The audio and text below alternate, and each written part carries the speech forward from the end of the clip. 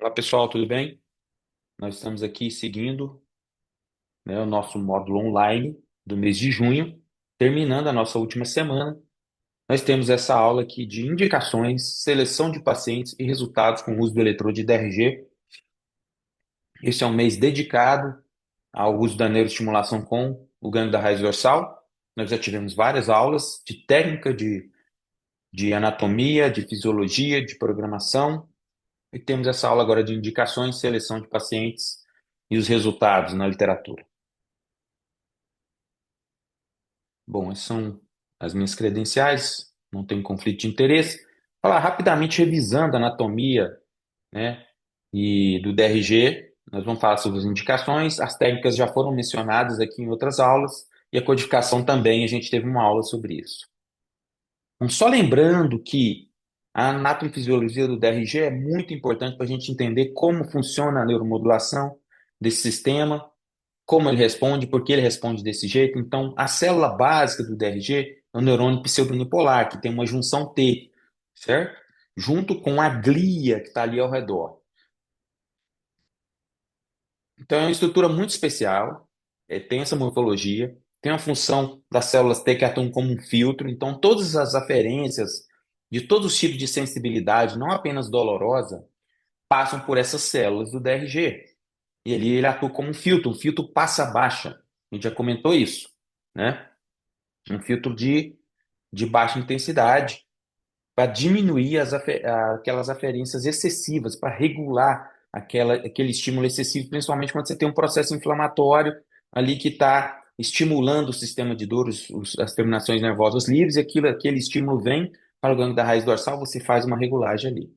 É um sistema organizado, complexo, seletivo, mas todas as fibras proprioceptivas, tudo passa ali pelo DRG, né? E tem uma mínima quantidade de líquido cefalorraquidiano, a gente já sabe que isso favorece gastar menos energia e fazer um estímulo mais contínuo no ganglio da raiz dorsal. Lembrando que ele tem comunicação com níveis superiores e inferiores, dermatomericamente falando, né? Isso aqui é só uma revisão, pessoal. Tem uma relação muito grande com o sistema nervoso autônomo, por isso, as doenças simpateticamente mediadas costumam responder muito bem, especialmente em dor complexa regional, quando a gente pensa em dor crônica, né? Então, a gente tem resultados muito interessantes, porque você tem comunicação via neurônio comunicante, ramo comunicante branco e cinzento ali diretamente com um plexo autonômico, e aí você tem essa modulação, não só via medula, que a gente tem isso também no eletrodo medular, mas também diretamente do gânglio da raiz dorsal com o sistema nervoso autônomo. Isso é uma relação muito forte e isso favorece essas respostas nesses indivíduos. Então, só fazendo um resumão, né? Você tem pouco líquor, você tem facilidade de neuromodulação local, gastar menos energia, todas as fibras passam pelo DRG, ele é um filtro passa abaixo, tudo isso aí tem que estar na nossa cabeça. Lembrando que todas as fibras relacionadas aos sintomas de dor neuropática passam pelo DRG, assim como as fibras nociceptivas. Então, existe a possibilidade, a gente já teve aula sobre isso, tivemos até um seminário com o Dr. Kenneth Chapman, falando sobre o uso dessa neuromodulação para dor nociceptiva de articulações, tá? Então, para mim, que sou muito fissurado em cultura pop, eu acho que a gente vai estimular o DRG para não deixar o estímulo passar, né? A gente tem mecanismos de estimulação, a gente teve aula sobre isso, vocês tiveram aula como funciona a neuromodulação disso, tá? Então, eu não vou me ater aqui, porque isso já é uma aula separada de neuromodulação e de como funciona diretamente ali. Só estou mostrando para a gente entender que precisa ter esse conhecimento até para entender as indicações, tá? Então, por que estimular o DRG? Por que essas indicações? Porque aquelas dores neuropáticas localizadas favorece o estímulo do DRG, porque ele é extremamente bem mapeado e organizado. Então, dores crônicas de joelho, quadril, pé, neuropáticas, síndrome do complexo regional nessas regiões, favorece você utilizar o DRG para essas doenças, tá? A gente tem também umas vantagens sobre a estimulação medular, quando a gente pensa em DRG. Primeiro, porque ele é mais estável, você não tem uma quantidade de líquor grande ali, você não tem uma quantidade de movimentação tão grande do eletrodo, então numa alça aberta você não tem aquela variabilidade de estímulo, o que pode influenciar, né, na sua resposta clínica. Você gasta menos energia, você tem menor variabilidade, mais estável. Então, um excelente alvo para a gente pensar em neuromodulação nesse sentido, né? E o consumo de energia é muito menor, né? Aqui você tem um gráfico mostrando o grau em microcoulombs, pode ser miliamperes por segundo, né? Você pode traduzir.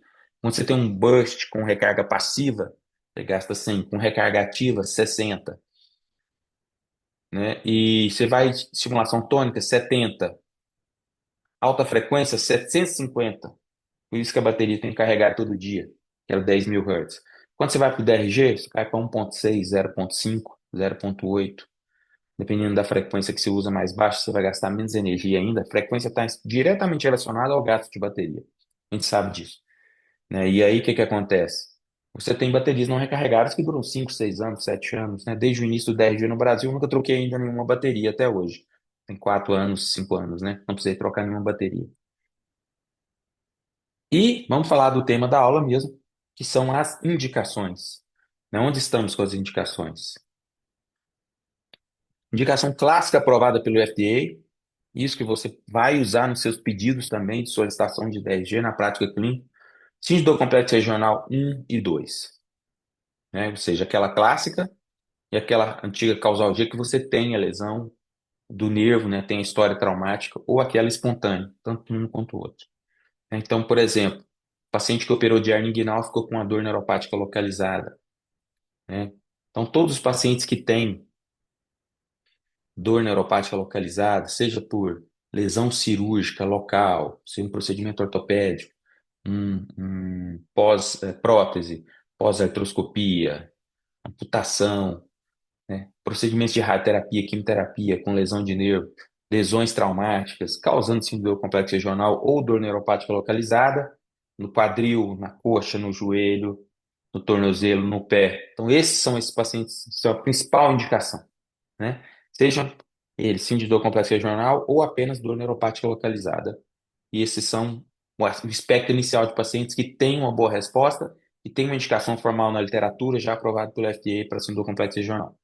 Esse foi o trabalho que levou à aprovação disso, né, que é o Accurate, e você comparou estimulação do gânglio da raiz dorsal com estimulação medular tônica em 3 meses e 12 meses, um artigo que saiu na PEN, e aí a gente viu, eles dividiram os grupos em 2 grupos, 76 para cada, fizeram um teste, quem teve mais de 50% de melhora, implante definitivo, e fizeram follow-up com 1 mês, 3 meses, 6 meses, 9 meses, 12 meses, né? E o que a gente viu foi uma excelente resposta, né?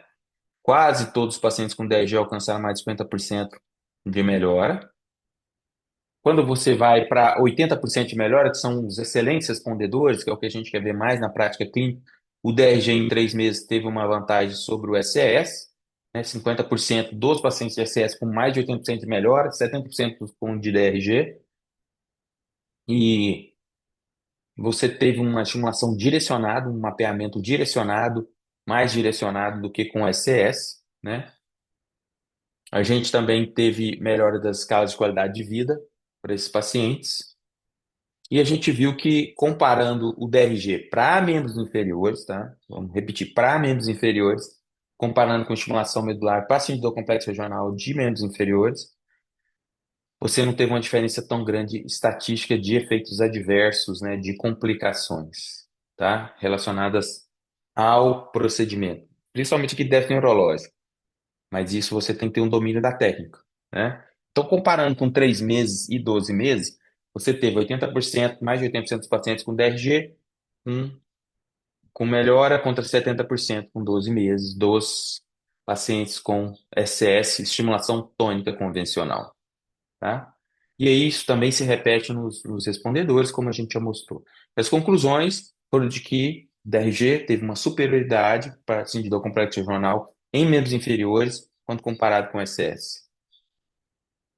Então, nós tivemos todas essas vantagens, né? A gente tem o consenso da International Neuromodulation Society, que é a principal sociedade de neuromodulação do mundo, sobre DRG, né?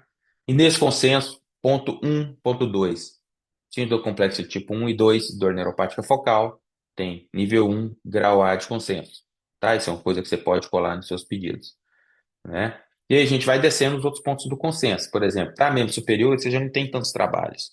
No consenso que saiu, se não me engano, em 2024, nível 2A de evidência. Você vai descendo para neuropática, dor neuropática diabética, dados limitados, precisa de mais estudos. Né? Outras neuropatias também, dados limitados, mais estudos. Né? Então, nós temos esse quadro aí com nível 1 de evidência. A gente tem alguns artigos que a gente pode citar, né? Artigos que apoiam, né, o uso do DRG para dor focal, né, no pé, na panturrilha, joelho, coxa, virilha, quadril e abdômen. Então, dor focal, esse é um estudo muito interessante do Morgala, 62 pacientes, né? E os níveis, ele coloca aqui o número de pacientes por nível. Então, joelho, alguns L3, alguns L4, L2 e L3. A gente sabe que é de L2 a S1, né?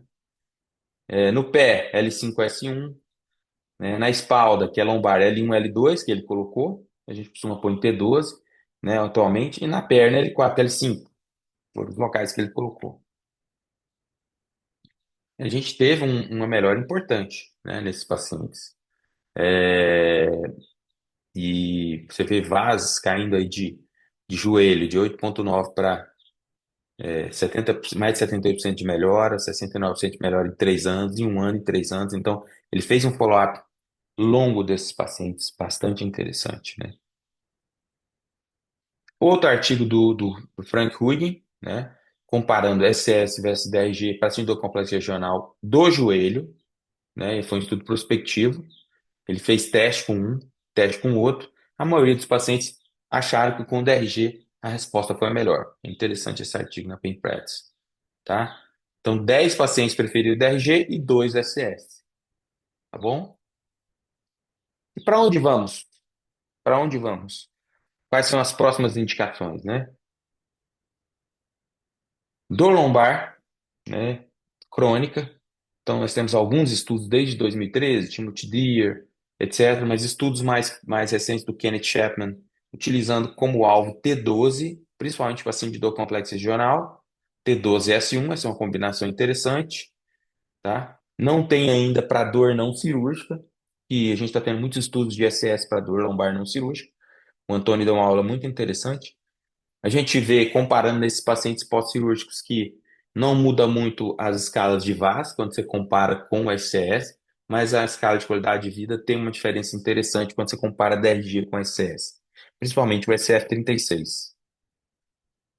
A gente tem estudos interessantes com dor nociceptiva de articulações, principalmente de joelho, né? O Kenneth Chapman já tem alguns estudos, tem esse estudo aí piloto, né? Uma série de casos que eles fizeram para dor predominantemente nociceptiva, que mostrou resultados interessantes, e ele deu uma aula aqui no nosso curso, essa aula está aí na nossa plataforma, falando do estudo que ele está fazendo com mais amplo, mais de 50 pacientes com dor nociceptiva pura de joelho, por artrose mesmo, e está tendo resultados muito interessantes com DRG. Isso se deve principalmente ao que a gente comentou lá no começo. Por isso que a gente tem que revisar a anatomofisiologia para falar de indicações, porque as fibras, né, relacionadas às sensações nociceptivas, elas passam também pelo DRG e assim elas podem ser estimuladas. Nós temos alguns casos de neuralgia pós-herpética, a evidência está subindo cada vez mais. Isso é uma dor muito difícil o controle, né? Essa é uma paciente nossa que fez uma dor.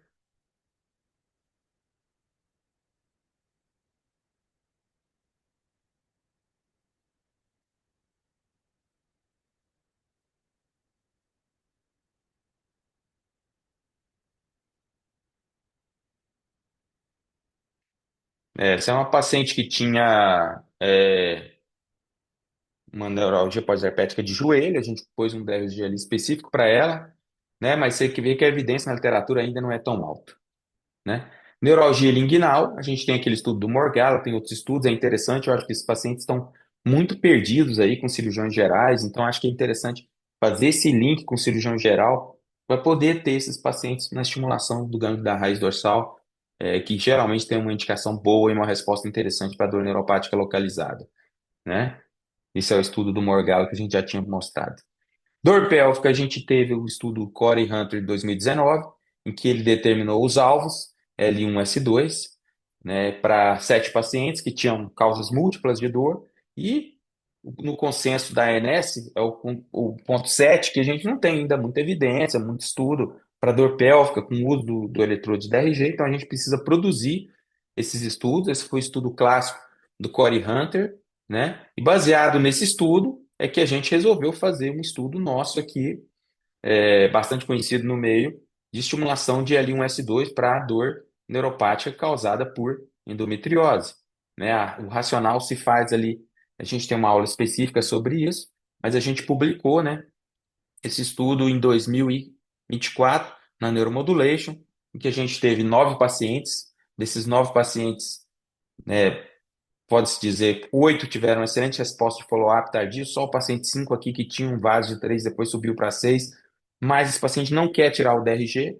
Uma das principais causas de explante de neuromodulação em geral é dor pélvica, e a gente teve excelente melhora na qualidade de vida, e a gente já publicou resultados de 18 meses desses pacientes, mantendo o benefício, né? Então a gente mostrou no nosso módulo prático como é que é feita a técnica de punção sacral ali nos cadáveres, e o que a gente faz é esse L1S2 clássico do Corey Hunter, tá? O nosso alvo. Eu vou passar para frente, porque isso aqui já é algo que a gente já viu muito na parte prática, tá bom? Dor no membro fantasma, a gente tem algumas. É uma dor de difícil controle com neuromodulação, a gente tem poucos estudos. Esse estudo clássico do ELDAB, mostrando aí em 2015, né, 8 pacientes implantados com dor no membro fantasma, respostas parciais, mas que ajudam muito na qualidade de vida desses pacientes, tá? Você vê uma melhora aí, alguns pacientes 50%, outros 30%, outros de 100%. Então, é um relatório pequeno, mas você vê uma média de redução de 50% de dor num paciente que já não tem o que fazer. Aquela dor né, ali no membro fantasma de difícil controle. E aí, se a gente for olhar, tendo de indicação, a gente tem algumas doenças que ainda são mais recomendadas para estimulação medular, como a síndrome dor complexa regional, estão nos dois. Você tem a síndrome pós-laminectomia atual PSPS tipo 2, antiga FBSS, né, Failure Back Surgery Syndrome, que está mais ainda para o SS, tem mais evidências de SS. As doenças vasculares periféricas e as anginas também mais para o SS. Tem aquela zona ali que os dois servem, síndrome complexo regional, tanto SS quanto DRG, dor lombar crônica ali também, uma zona mista, e essas dores neuropáticas localizadas e dores pélvicas caindo mais para o lado do DRG. Aqui é apenas um gráfico de implante de DRG, né? Você tem a maior evidência aí das raízes de onde estão pegando, né? Mais T12, L1, L2, hip, L1, L2, coxa, L2, L3, joelho, L3, L4, mas você tem de L2 até sim, a gente viu na aula do Ken Chapman, perna, L4, L5, né? L4, L5 também para tornozelo, pé, mais L5, S1, testículo ali, L1, L2, pelve de L1 e S2, né, o que a gente acha, e períneo também, tá? Então, assim, a gente tem essas localizações aí, mapas anatômicos do DRG mais importantes, né? Lembrando que a neuromodulação e o DRG, da mesma forma, não é a primeira opção na maioria dos pacientes, vai ser um grupo mais selecionado de pacientes que você vai precisar fazer neuromodulação, né? Dor neuropática, a gente não pode esperar também demais, né? Mais de 2 anos de cronificação, você tem uma queda aí nesse número. Conceito de dor, que a gente não trata só com neuromodulação, algumas contraindicações, fatores psicossociais muito importantes. Então, dentro de indicação, a gente tem que lembrar sempre disso, fazer avaliação neuropsicológica, tomar muito cuidado com paciente psiquiátrico descompensado, paciente com transtorno de personalidade, com esquizofrenia, com um catastrofismo ainda muito alto, que não consegue manejar o sistema, que tem muito ganho secundário, então isso não vai melhorar, né? E aí a gente tem alguns fatores sociais importantes, né? De novo, o nosso gráfico, e aí algumas condições que não são dolorosos, mas que são simpateticamente mediados, que existem alguns estudos, né, de estimulação do gangue da raiz dorsal, inclusive para hipertensão arterial sistêmica intratável, né? Então são um campo de pesquisa aberto aí, usa a estimulação do DRG, tá bom? Nosso curso que vocês já estão participando, nosso livro que vai sair a segunda edição. Muito obrigado e espero que vocês tenham aproveitado essa aula e adquirido esse conhecimento. Obrigado.